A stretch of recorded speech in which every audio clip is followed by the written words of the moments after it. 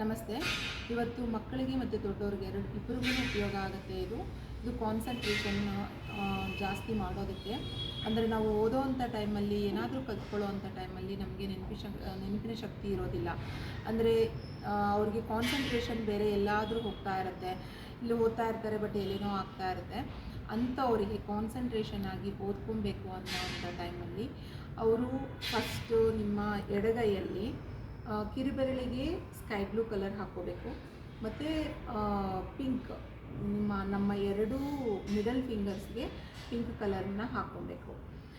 ಮತ್ತು ಇನ್ನು ಅವರು ಓದೋ ಅಂಥ ಟೈಮಲ್ಲಿ ಮಾತ್ರ ಇಂಡೆಕ್ಸ್ ಫಿಂಗರ್ಗೆ ಸ್ಕೈ ಬ್ಲೂ ಹಾಕಬೇಕು.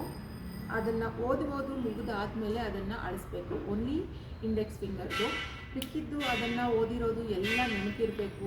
ಚೆನ್ನಾಗಿ ಅವರು ಯಾವುದ್ರ ಮೇಲೆ ಆದರೂ ಫೋಕಸ್ಡ್ ಆಗಿ ಕಾಮಾಗಿ ಇರಬೇಕು ಅಂತಂದರೆ ನೆಕ್ಸ್ಟ್ ಮತ್ತು ಅವರು ಈ ಇಂಡಿಗೋ ಮತ್ತು ಯೆಲ್ಲೋ ಕಲರ್ನ ರೈಟ್ ಹ್ಯಾಂಡಲ್ಲಿ ರೈಟ್ ಹ್ಯಾಂಡ್ ಲಿಟಲ್ ಫಿಂಗರ್ಗೆ ಇಂಡಿಗೋ ಕಲರ್ ಹಾಕಬೇಕು. ಮತ್ತು ರಿಂಗ್ ಫಿಂಗರ್ಗೆ ಯೆಲ್ಲೋ ಕಲರ್ ಹಾಕಬೇಕು.